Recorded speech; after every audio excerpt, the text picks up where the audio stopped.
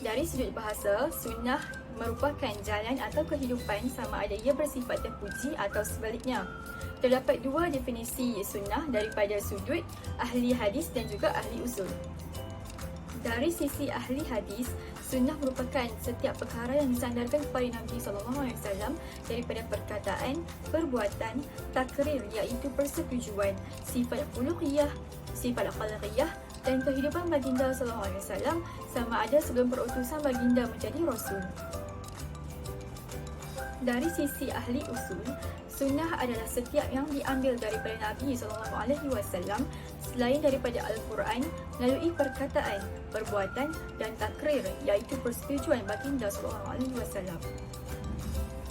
Namun, dapatlah disimpulkan bahawa ahli hadis dan ahli usul bersepakat mengatakan bahawa sunnah adalah setiap perkara yang disandarkan kepada Rasulullah SAW sama ada ia berbentuk percakapan, perbuatan ataupun persetujuan iaitu ikrar daripada Nabi SAW sendiri. Assalamualaikum, nama saya Siti Seri Alia binti Muhammad Tajuddin, bernombor matrik 282891. Seterusnya, saya akan menerangkan pengertian sunnah dengan lebih mendalam menerusi 3 bidang ilmu. Yang pertama, dari para ulama hadis yang menyatakan sunnah dan hadis adalah perkara yang sama. Ia disandarkan dengan perbuatan, percakapan dan ketetapan Nabi Muhammad, termasuklah dengan akhlak baik baginda sebelum dan selepas baginda dilantik menjadi rasul. Pengertian kedua adalah dari para ulama usul fiqh yang menyatakan sunnah adalah semua yang lahir daripada Nabi Muhammad, baik perkataan, perbuatan, ketetapan dan akhlak baiknya. Yang ketiga adalah pengertian sunnah dari para ulama, para ahli fiqh yang menyatakan pandangan yang sama seperti para ulama usul fiqh, tetapi ada sedikit penambahan di sini di mana para ahli fiqh menyatakan sunnah adalah sesuatu perkara yang jika dilakukan mendapat pahala, namun jika ditinggalkan tidak mendapat dosa. Saya akan membentangkan tentang pembahagian sunnah. Berdasarkan menurut para ahli, sunnah atau hadis didefinisikan kepada 3 iaitu sunnah qauliyah. Apabila kabar berupa perkataan Nabi SAW yang didengar dan disampaikan oleh seseorang atau beberapa sahabat kepada orang lain.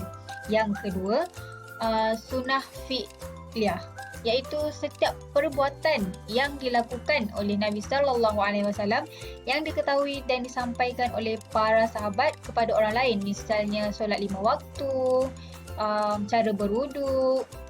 Yang ketiga, sunnah takririyah, iaitu sesuatu yang timbul dari sahabat Rasulullah SAW yang telah diakui oleh beliau baik berupa ucapan maupun perubatan. Selain itu, sunnah yang ditinjau dari perawi-perawi juga terbahagi pada 3 iaitu sunnah mutawatirah, iaitu sunnah yang diriwayatkan dari Rasulullah oleh sekumpulan perawi yang menurut kebiasaannya individunya tidak mungkin sepakat untuk berbohong. Maksudnya semua dalam kumpulan ini semua adalah seorang yang jujur dan tidak ada unsur untuk menipu. Yang kedua, sunnah masyhurah adalah sunnah yang diriwayatkan dari Rasulullah oleh seorang ataupun 2 orang atau lebih daripada itu, baik yang tidak mencapai jumlah tawatur, iaitu perawi hadis mutawatir. Yang ketiga, sunnah ahad adalah sunnah yang diriwayatkan dari Rasulullah oleh perseorangan yang tidak mencapai jumlah kemutawatirannya. Nama saya Nik Farahani binti Nik Ahmad Sahani, nombor matrik 281542. Saya akan menerangkan tentang fungsi as-sunnah. Di sini saya sediakan 3 fungsi as-sunnah.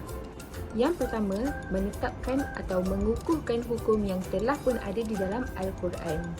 Contohnya, Rasulullah SAW bersabda, sesungguhnya Allah Ta'ala akan menangguhkan siksaannya bagi orang yang berbuat zalim. Apabila Allah telah menghukumnya, maka dia tidak akan pernah melepaskannya. Hadis ini dikukuhkan lagi dengan ayat 102 dalam surah Hud yang bermaksud, begitulah azab Tuhanmu apabila dia menghukum penduduk negeri-negeri yang zalim. Sesungguhnya azabnya itu adalah sangat pedih lagi keras. Fungsi kedua, memberikan penafsiran ayat-ayat Al-Quran dengan lebih mendalam. Telah dinyatakan dalam surah Al-Ma'idah ayat ketiga, iaitu semua bangkai, darah dan daging babi diharamkan untuk makan. Namun, ayat ini telah ditaksiskan oleh sunnah yang mengecualikan beberapa darah dan bangkai yang tertentu. Sabda Rasulullah SAW, telah dihalalkan kepada kita 2 jenis bangkai dan 2 jenis darah. Yang dimaksudkan 2 jenis bangkai ialah bangkai ikan dan bangkai benalang. Manakala 2 jenis darah ialah hati dan limpa. Hadis riwayat Ahmad, Ibnu Majah dan Al-Baihaqi. Fungsi yang ketiga, menetapkan hukum-hukum yang tidak ada di dalam Al-Quran. Misalnya, tentang larangan memadukan isteri dengan saudaranya. Ayat ke-23 dalam surah An-Nisa hanya menjelaskan tentang larangan suami untuk memadukan isterinya dengan saudara perempuan si isteri. Sedangkan dalam hadis juga ada menyatakan tentang larangan seorang suami memadukan isterinya dengan ibu saudaranya, baik dari pihak ibu maupun dari pihak ayah.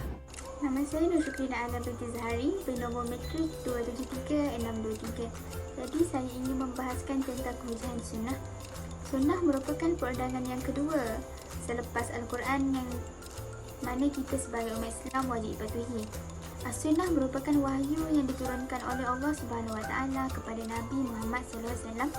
Hukum-hukum yang ada pada As-Sunnah meliputi hukum-hukum yang ada di dalam Al-Quran dan ia benar. Umat Islam telah berpendapat bahawa setiap apa yang dikeluarkan ataupun diperkatakan oleh Nabi SAW daripada beberapa segi, sama ada dari segi perkataan, perbuatan ataupun takfiri yang disampaikan, dan ia juga termasuk dalam hal-hal pembentukan hukum-hukum Islam supaya hukum-hukum yang dinyatakan benar dan tepat. Ia diriwayatkan kepada kita iaitu umat Islam mengikut sanad yang sahih yang mana ia menunjukkan kepastian tentang sesuatu kebenaran yang dibahaskan. Terdapat beberapa bukti tentang kehujahan As-Sunnah, antaranya ialah nas Al-Quran. Allah telah berfirman dalam Al-Quran bahawasanya Allah memerintahkan supaya umat Islam mentaati segala apa yang dikeluarkan oleh Nabi SAW kerana ia benar. Seterusnya, ijma' para sahabat. Ijma' berlaku apabila mendapat kesefahaman serta kesepakatan antara satu sama lain tanpa terkecuali seorang pun dalam kalangan para sahabat. Kalau ada salah seorang di antara mereka berbeza pendapat, maka ijma' ini tidak akan berlaku dan tidak akan dianggap ijma'. Ijma' para sahabat ini terjadi sewaktu Nabi SAW masih hidup dan ia tetap diteruskan walaupun Nabi sudah wafat. Terdapat banyak dalil-dalil dalam Al-Quran yang menyuruh kita untuk mentaati Nabi SAW. Antaranya ialah melalui ayat An-Nisa ayat yang ke-59, Ya ayyuhallazina amanu atiiullah wa atiiur rasul wa ulil amri minkum fa in tanaza'tum fi syai'in farudduhu ila Allahi wa rasuli in kuntum tu'minu billahi wal yawmil akhir zalika khairun wa ahsanu ta'wila. Yang bermaksud, hai orang-orang yang beriman, taatilah Allah dan taatilah Rasulnya dan ulil amri di antara kamu. Kemudian jika kamu berlain dan berpendapat tentang sesuatu, maka kembalikanlah ia kepada Allah, yakni Al-Quran, dan Rasul, yakni As-Sunnah, jika kamu benar-benar beriman kepada Allah dan hari kemudian. Yang demikian itu lebih utama bagimu dan sebaik-baik takwil. Dalil yang seterusnya ialah melalui surah Al-Hujrah ayat 1.